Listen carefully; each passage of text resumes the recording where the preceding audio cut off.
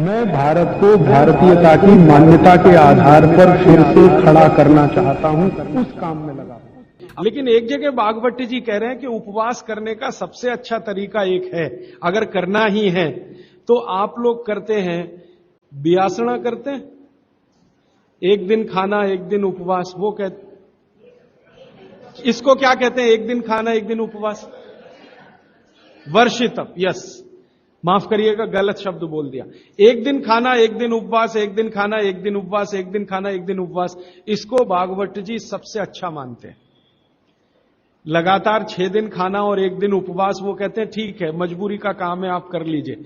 लेकिन अगर आपको दिल से उपवास में उतरना ही है तो ये बेहतर है, एक दिन खाना एक दिन तो वो कहते हैं कि थोड़े दिन में शरीर इसका आदी हो जाता है और फिर आपके शरीर में एसिड निकलने की क्रिया उसी के हिसाब से होती है।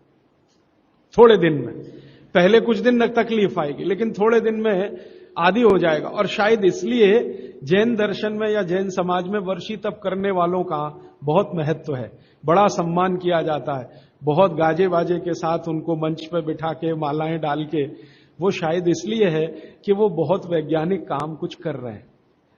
तो वो भूख के बारे में कह रहे हैं कि भूख का वेग ज्यादा रोकना नहीं, अगर आप मेहनत और मजदूरी कर रहे हैं तब तो कभी मत रोकना। भागवती जी कहते हैं कि जो खेत में काम करने वाले मजदूर हैं या किसान हैं, उनके लिए उपवास नहीं है, उनके लिए उपवास नहीं है। जो सड़क पे गाड़ी खींच रहे हैं, ठेला खींच रहे हैं, उनके लिए उपवास नहीं है। उपवास उनके लिए है जिनको शरीर श्रम ज्यादा नहीं करना, उनके लिए, माने आपके लिए, मेरे लिए ज्यादा उपवास बात है, मेहनत करने वालों को ज्यादा उपवास नहीं। उनको तो जब भूख लगे तभी खाना खाने के लिए बोला है। लेकिन वो कहते हैं कि खाने का समय तय कर लें तो भूख भी उसी के हिसाब से लगती है।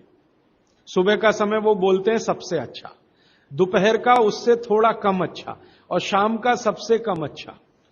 माने सुबह का नाश्ता या भोजन जैसा हो, दोपहर का लंच जो है नाश्ते जैसा हो, और रात का खाना तो बिल्कुल या कम से कम, शाम का खाना कम से कम हो। वो मैं